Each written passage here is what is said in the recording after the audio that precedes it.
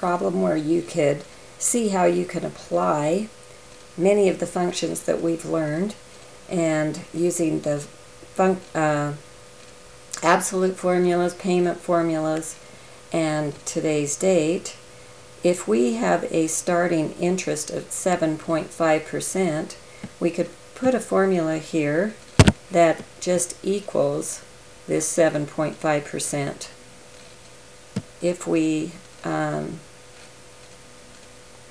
press enter, then there's 7.5%. If we wanted to add 1% to this to make a table so that we would have some payments, a record of different payments with different interests, I could add 0.1% in a decimal format, and there's 8.5%.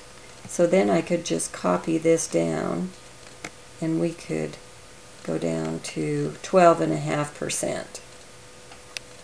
So now we're going to figure what the payment would be on a $100,000 loan for 30 years for the different interest rates that might be fluctuating.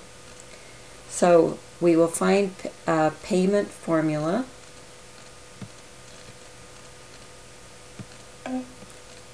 There's our PMT. And fill in the arguments.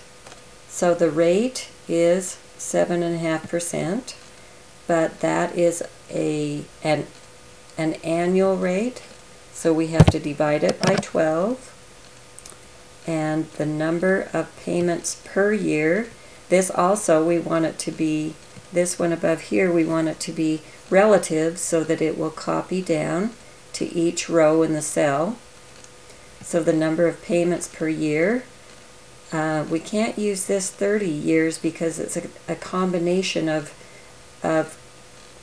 numbers and labels. So we have to go down here to an assumption table that we can reference 30 years. But when we do that, we have to make it an absolute value with the F4. So 30 years, and then we want to multiply that by 12 since we're going to make a payment once a month for 30 years. So our present value of our loan we want to start it with a negative so it won't be a negative number, and the present value of the loan is $100,000.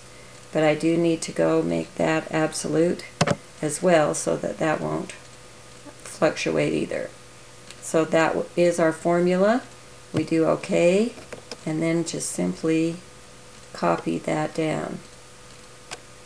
We could do the same thing for a 15-year loan to see what our payment will be. I could go to the FX here, do payment. The rate is 7.5% divided by 12. The number of payments per year are 15. Make that absolute, times that by 12. Present value of the loan will be a negative, and go reference this up at the top with $100,000. Make that absolute. Hopefully you're seeing how important absolutes versus relatives are. So the first number in this formula was a relative because we wanted it to copy down and change as we go down the row.